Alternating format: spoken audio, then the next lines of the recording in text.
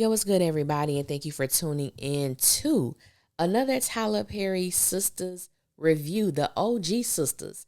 If this is your first time coming to my channel, welcome. If you are a returning family member, then you already know what it is and what it always will be. Be sure to like, comment, share, subscribe. Tell somebody to tell somebody if you choose to. But if not, just sit back, relax while we get into this messy thing. This is the season premiere of season 9, episode 1, entitled No Time to Wait. Now, as you see on your screens right now, I have, a disclaimer up because we are going to be talking about a truly heavy topic on this episode and probably the next episode as well, these episode reviews. So I just want to give people, an opportunity. If it's not a video that you may want to listen to dealing with, black women and childbirth and the number of things that go wrong just in that vicinity of life, this may not be the video for you. So I just want to give you opportunity to go ahead and click off if you don't want to listen. Okay, I think that's enough time. For those who do continue to watch the video, I'm going to get the heavy stuff out the way first. This episode was very interesting. I'm going to be very honest with you guys. When it comes to the OG sisters, I'm tired of them in the sense of I believe that the way that they have continued with these stories or creating new stories has been piss poor. However, I'm not a quitter when it comes to this, and I am too invested in the show. So I will continue to do my due diligence and give my very best when it comes to doing the reviews for the OG sisters. So let's deal with, I would say my highlight of the episode was definitely watching Karen and Fatima together. I truly have enjoyed the space that they're in. And I believe it was maybe mid towards the end of season 8. Fatima and Karen, they're not friends by any stretch of the imagination, but they are in a mutually respectful dynamic with one another. And I can appreciate that. And I hope it stays that way. But y'all know my saying, I don't trust these writers. They are liable to do anything. We can make 5 steps forward and they will knock us back 15. Y'all already know how this go. But as I stated, the highlight of the episode was watching Karen and Fatima together. Karen, water has broke, and in the midst of that, we are dealing with a blackout in all of Atlanta. The phones are not working. The traffic is horrible, and they are stuck in the car. She's trying to get Karen to the hospital. Karen is in immense pain. And even when Karen gets to the hospital, Karen knows that something is wrong. She knows that, I ain't never been in labor before, but I know it's not supposed to be like this. And this is a extremely, traumatic situation to go through. It has happened to so many black women. And I do know that when it comes to black women and childbirth, I believe that black women are 3 times more to suffer a fatality than that of others. And that is incredibly sad because a lot of times physicians do not take our pain in the manner in which they should. They do not treat it as if we are in pain. They think we can handle so much more. They ignore our concerns. And so as I'm watching the episode, I'm not gonna lie to y'all, it was extremely challenging to watch.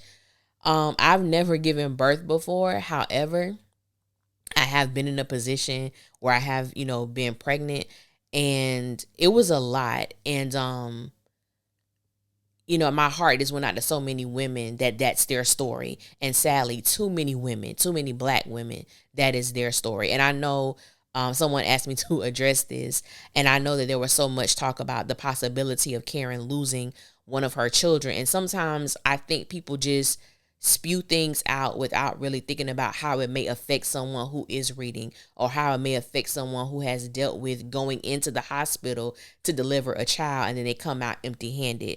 That happens to a lot of women. And that's why I'm like, certain things I don't mind people saying in the comments, but if I believe it is offensive, if I believe that it is, hurtful or hateful when it comes to this particular topic, I will delete the comment. And so we are watching Karen maneuver in this space, and Fatima is doing everything possible to get her help. Now, that little heifer who was behind that nurse's station, behind that desk, I wanted to chop her in her throat. She was extremely dismissive. She was somewhat arrogant. I just did not like the portrayal. However, I worked in the medical field for years and I know nurses just like that. Just ignoring what's happening. No, she can't control the blackout. She's in a stressful situation as well. However, no one comes to the hospital because they feel good. You know what I'm saying? And to know the severity of the situation, she was just completely dismissive. To know that Karen sat in that lobby for an hour, there was nothing hooked up to her. They were not reading her vitals, the vitals of her children, nothing. No fetal monitor, no nothing. Just nothing. And thankfully a black woman, like always, comes in and saves the day and gets Karen into a room. And I'm just gonna deal with this whole thing. Fatima is trying to call everybody. She's trying to call Miss Lisa. She's trying to call the girls, Zach, Aaron. Fatima's just trying to do everything, not to diminish the fact that Fatima is pregnant as well, and she is in an extremely stressful situation right now. And I just think their dynamic, we don't get an opportunity to see Crystal and Ebony share a screen together where they are in, a great space and functioning and camaraderie and sisterhood. And I just hope that the writers do their due diligence by keeping this dynamic together.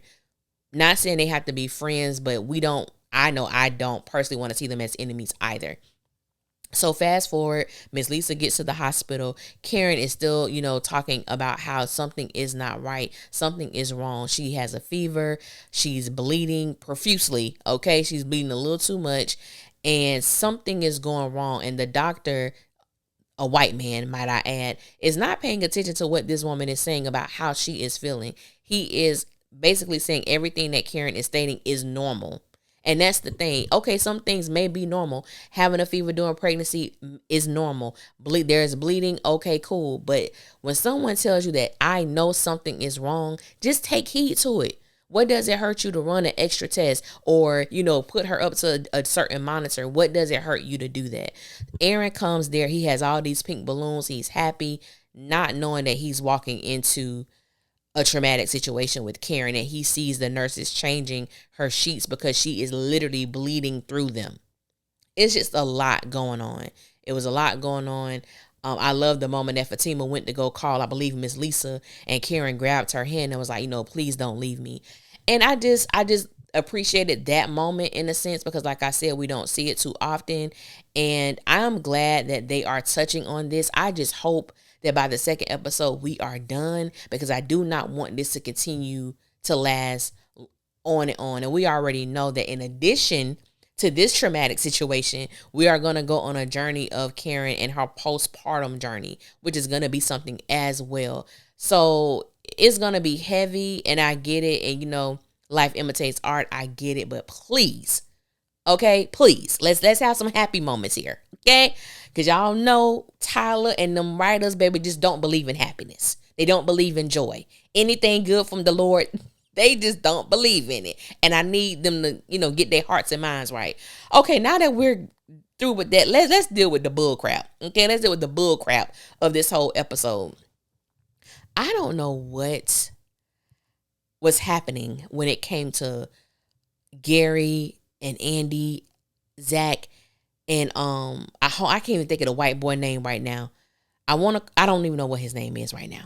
But when the scene opened, he was on the floor. I'm thinking the man was shot. I'm thinking he was gone. Then they show a scene with him walking away in handcuffs. What happened? Y'all, I was so lost. I said, you know what? I ain't got time for this. Gary over there shaking like a crackhead, fiending for something.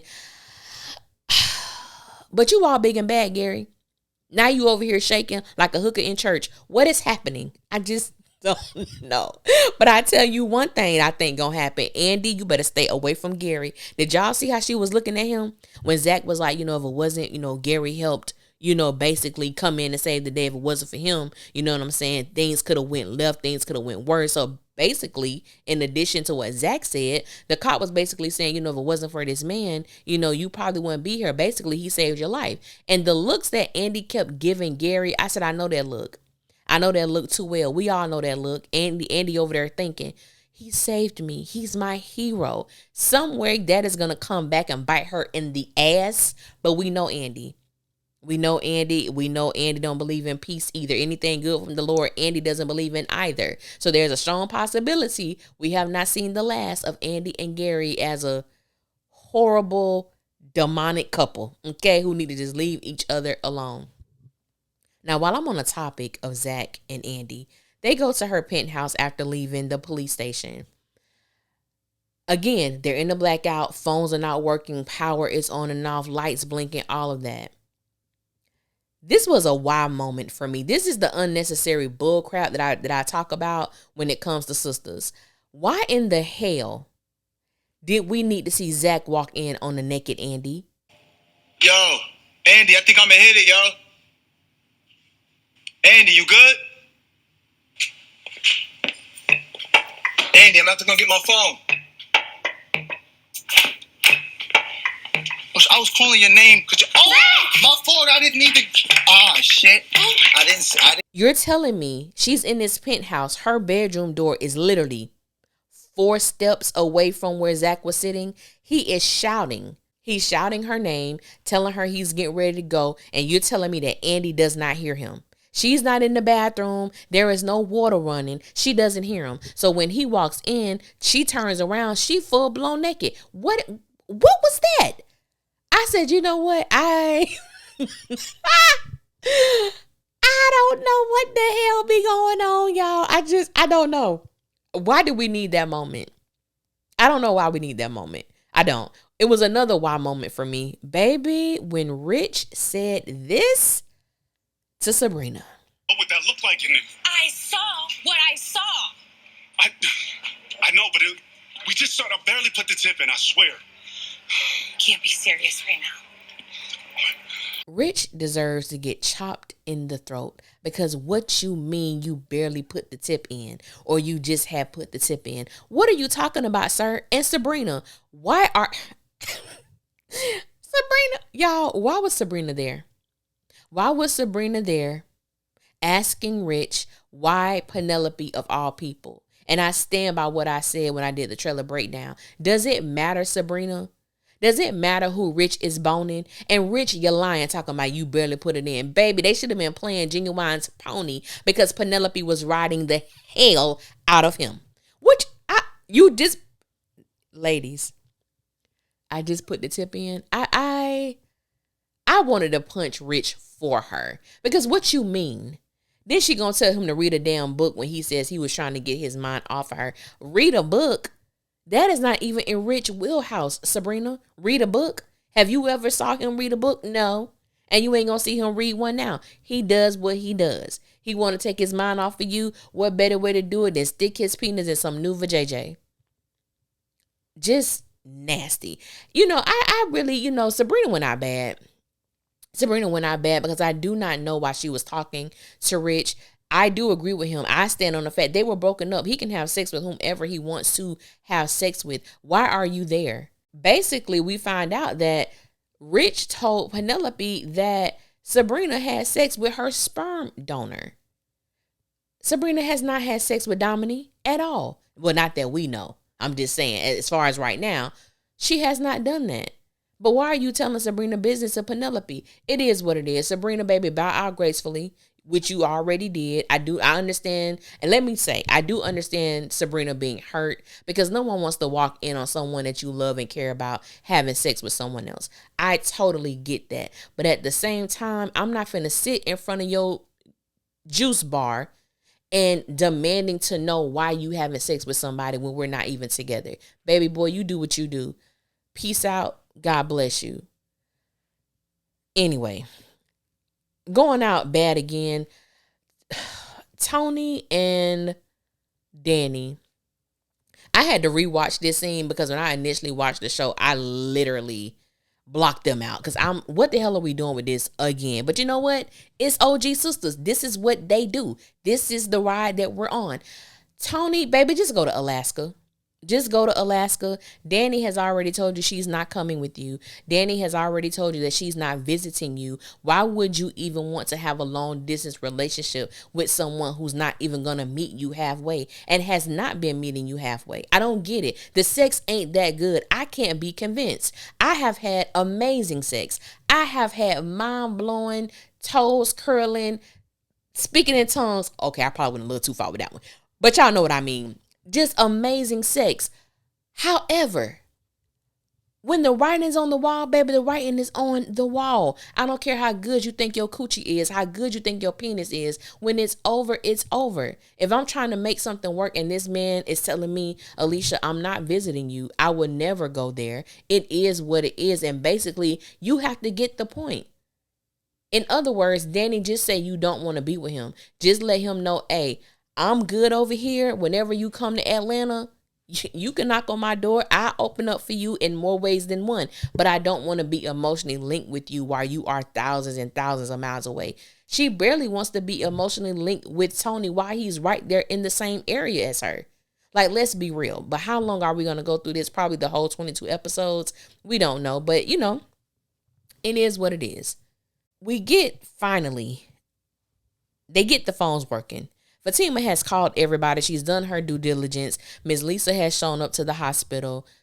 Aaron is at the hospital. All the girls are now getting the calls and the messages that Fatima left about Karen being in the hospital. Something is wrong and they need to get there ASAP. And in that moment, I just thought about, being on the other end when you hear something about your friend and all kind of thoughts and emotions are going through your mind and you're hoping for the best and you're praying for the best. And it's interesting because all of these women majority of them have dealt with some truly life-changing moments. And we may have a moment where they come together, but then something happens that pulls them apart as well. And so I'm really wondering, and I am actually interested and curious about how their friendship is going to maneuver, how their friendship is either going to be strengthened or how is it going to drift apart after episode 1? Because you can come together during hard times, but then a lot of times those things are not maintained. And what we have known basically in the 9 seasons of Sistas, that their sisterhood is not really that tight. You know what I'm saying? It's not really that tight. But when you do have something going on, when you believe that someone could possibly lose their life or the lives of their children, it does spark something within you. So I am awaiting to see how Karen's situation affects all of them individually and what it does for them mentally, emotionally, spiritually, so on and so forth. So this review is way longer than what I thought. I really thought I only had like 11 minutes in me when it came to this particular review. But, I do believe that we are in for a ride.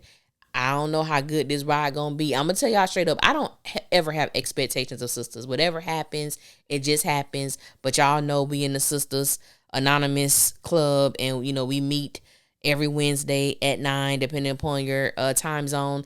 And we still here. We still kicking it. We just cannot let the show go for whatever reason. But it's just great not to be alone in this. But I want to thank you guys for listening. We going to be in for a time in season 9. That's my motto. We going to be in for a time in season 9. So let me know y'all thoughts. What did y'all think about the premiere of season 9? How did you feel? Has anybody ever been affected by someone, a fatality in your family when it came to pregnancy, giving birth? And even if you feel comfortable sharing your own personal story. But I want to thank you guys for listening. Until next time, I will holler at y'all later, and y'all be safe out there.